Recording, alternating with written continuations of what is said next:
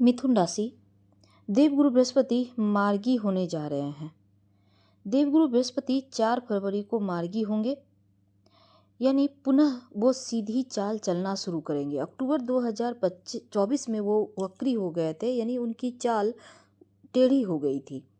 अब वो 4 फरवरी से मार्गी हो जाएंगे। लगभग 120 दिन तक देवगुरु वृषभ राशि में रहकर सीधी चाल चलेंगे। तब आप मिथुन वालों के ऊपर इसका क्या प्रभाव पड़ेगा, आज हम यही जानेंगे विस्तार से। वीडियो के अंत तक बने रहिए। ये प्रेडिक्शन चंद्र राशि पर आधारित है। देवगुरु बृहस्पति का जो प्रभाव है वो अतुलनीय है, क्योंकि वो देवताओं के गुरु हैं।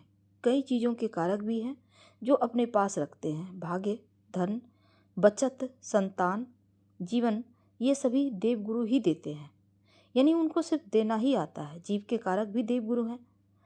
अब देखिए, ज्योतिष की अगर हम बात करें तो देवगुरु बृहस्पति का ये गोचर आपके लिए बहुत ही ज़्यादा खास होने वाला है। देवगुरु आपके चौथे घर, छठे घर और आठवें घर पर दृष्टि डालेंगे, तो हर दृष्टि का प्रभाव अलग होगा। क्योंकि यहाँ पर परिवर्तन योग भी बना हुआ है, क्योंकि देवगुरु बृहस्पति शुक्र की राशि वृषभ राशि में है, और जो शुक्र हैं वो देवगुरु बृहस्पति की राशि मीन राशि में है। तो परिवर्तन योग बना हुआ है। अब फरवरी 4 फरवरी 2025 को गुरुमार्गी होंगे, और 28 जनवरी से शुक्र मीन राशि में उच्च के होकर आ चुके हैं, और यहाँ पर राहु पहले से विराजमान है। तो राहु और शुक्र एक साथ हैं, और गुरु और शुक्र मिलकर परिवर्तन योग बनाए हुए हैं। हालांकि बृहस्पति के ऊपर राहु का प्रभाव भी रहेगा। राहु बृहस्पति की राशि में बैठे हैं, तो राहु केतु की कोई भी राशि नहीं होती, लेकिन वो जिस राशि में बैठते हैं उसी को अपना बना लेते हैं। अब उसी अनुसार फल भी डालते हैं।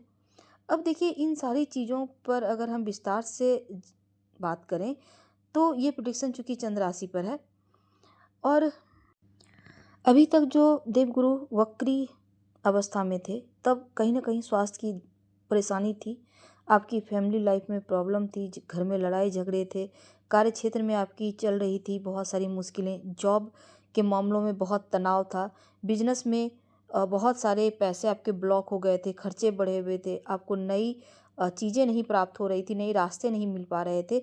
अब जैसे ही गुरु मार्गी होंगे, जो 5-6 महीने से जो परेशानी थी, अब उनके गुरु के मार्गी होने से हर मुश्किलें समाप्त होगी, बाधाएं समाप्त हो जाएगी, यानी अटके हुए कार्य एक बार फिर से बनने शुरू हो जाएंगे।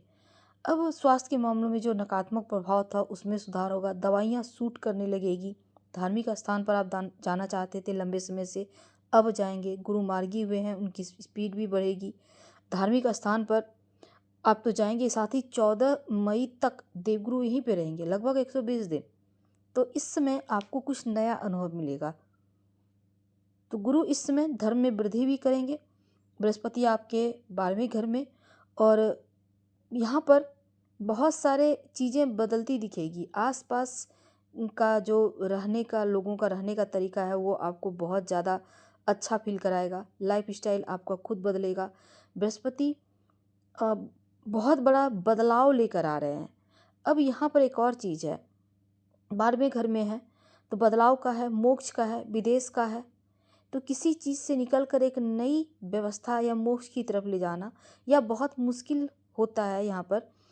तो अगर आप विदेशी ज़मीन से, अगर हम सीधे शब्दों में कहें, कोई काम करते हैं, कोई कारोबार करते हैं, तो यहाँ पर लाभ देंगे।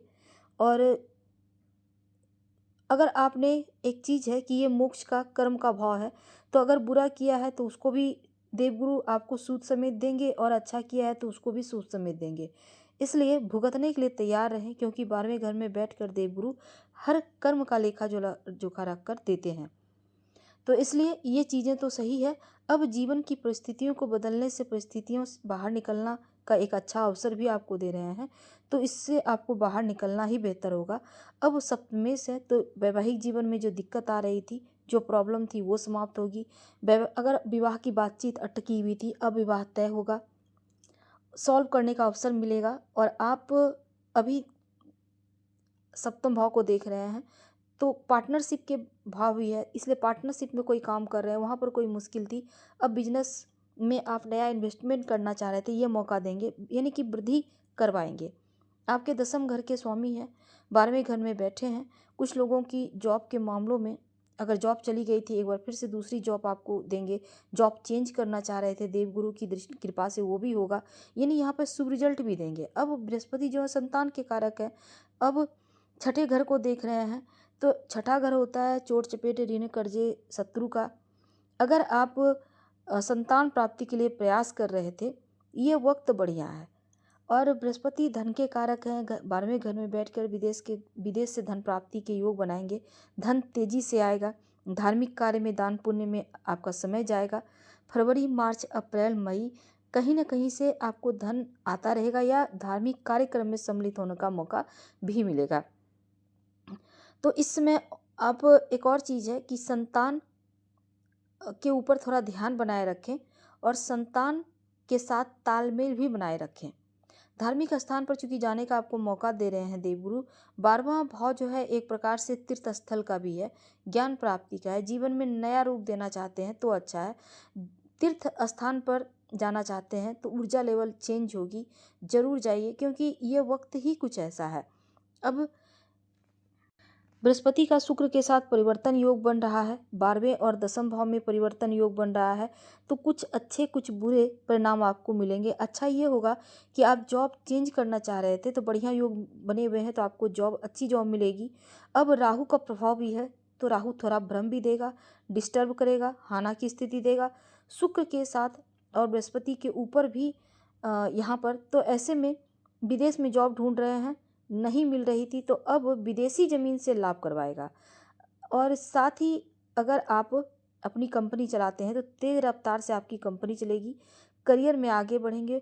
पॉलिटिक्स वगैरह से बचिए, ऑफिस की पॉलिटिक्स से बचिए, क्योंकि राहु पता ही नहीं चलने देगा कि कौन कर रहा है पॉलिटिक्स, तो हर तरफ नज़रें बनाए रखें।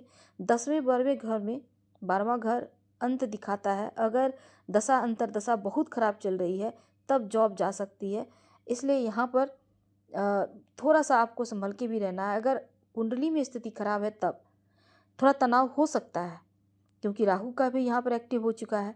अब 12वें घर की अगर हम बात करें तो ये भी बहुत अच्छा नहीं होता। दसम और 12वां घर एक तरफ जॉब चेंजिंग का भी है, दूसरी तरफ जिनका समय अच्छा नहीं है उनके जाने का भी योग है, तो तनाव से बचिए।